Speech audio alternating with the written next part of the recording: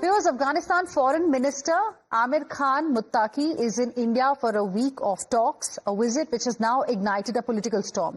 It is Taliban's in fact highest level visit to the country since seizing power in 2021, and Muttaqi is due to discuss diplomatic, trade and economic ties with Indian officials during this 8-day visit.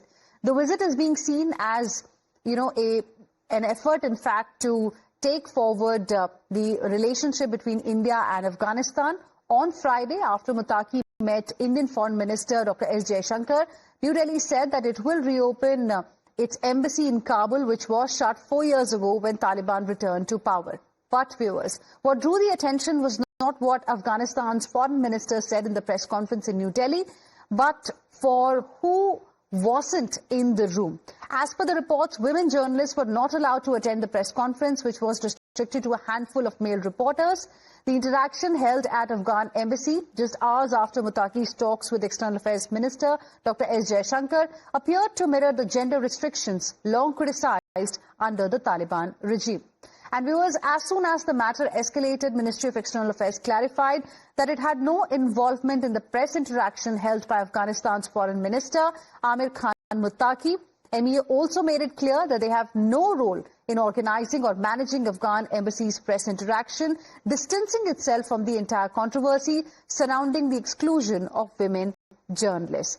Now, viewers, despite clarifications, opposition has upped the ante against the BJP government for allowing such a press conference. Leading the charge is leader of opposition Rahul Gandhi, who questioned the BJP of allowing exclusion of women journalists from a public forum. He says, and I quote, "In our country, women have the right to equal participation in every space. Your silence in the face of such discrimination exposes the emptiness of your slogans on Nari Shakti," unquote.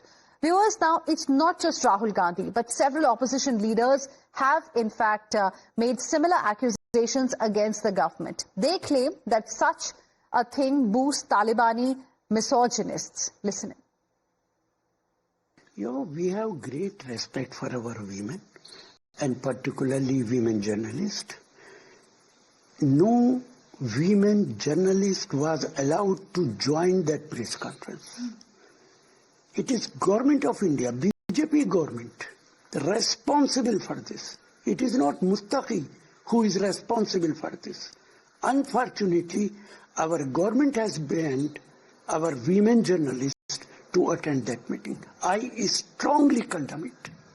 And viewers, the Bharatiya Janata Party has hit back at the opposition, particularly Rahul Gandhi, and BJP netas have fact-checked him on his claims. Taking to social media platform X, BJP's Pradeep Bhandari says, and I quote, "Pakistan and Rahul Gandhi are rattled seeing India and Afghanistan come closer strategically. Yet again, Rahul Gandhi is batting for Pakistan by spreading fake news, and women opinion makers were indeed present," is something that the BJP is claiming. Now we have another reaction, in fact, coming in from the Bharatiya Janata Party, and this one is from Amit Malviya of the BJP. He has also put out a post on social media platform X, wherein the BJP has accused Congress party of hypocrisy. According to the BJP, Congress attack is going to bolster enemies' narrative. Congress is putting appeasement above Nari Shakti is the charge of the BJP in this fresh attack that we have seen coming in from Amit Malviya of the Bharatiya Janata Party. We have my colleague Shubhangi joining us live right now on the broadcast. I'm also joined by my colleague Pragya. Shubhangi, to you first, can you take us through the post that has been put out by Amit Malviya of the BJP?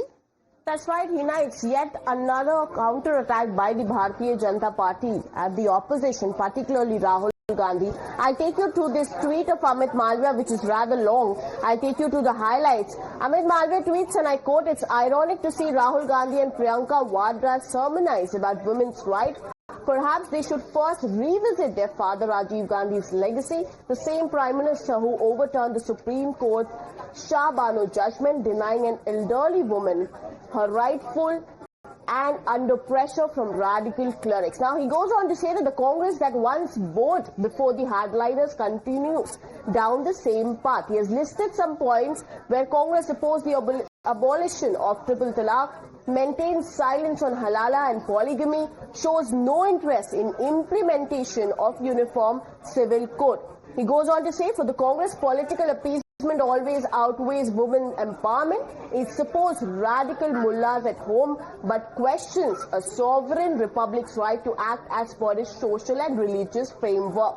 And then he says, when it comes to standing for women's dignity or national sovereignty, the Congress hypocrisy is unmatched. So clearly BJP here calling out Congress party's hypocrisy when it comes to women empowerment. Back to you. All right. Thank you very much, Shubhangi. Appreciate you joining us with those details. Let me now go across to my colleague Pragya as well for more on this. Pragya, it's a war of words that we are witnessing as far as this entire issue is concerned. The controversy around this press conference wherein women journalists were allegedly not invited. Firstly, can you explain to our viewers what the protocol really is? Can the government really intervene in any way in matters like these? Because the opposition is clearly holding the government responsible for what we saw during that press conference. Absolutely not. And in fact, if you also know that every embassy has their own laws. The country of the embassy has the law of that particular country and not of the country in which it is located. Similarly, if Afghan government has invited presser and they have not invited the women journalists, it is their right and it is according to their religious and also administrative framework that they took this decision. India has no say whatsoever in this. They cannot dictate any country, any embassy who is holding any kind of function within their embassy to have laws of the country, laws of India implemented in their embassy. So this is very clear that India has no say at all, and India had no say at all in that press conference. In fact, it was the prerogative of the Afghan government to invite whosoever they want to and to not invite whosoever they want to.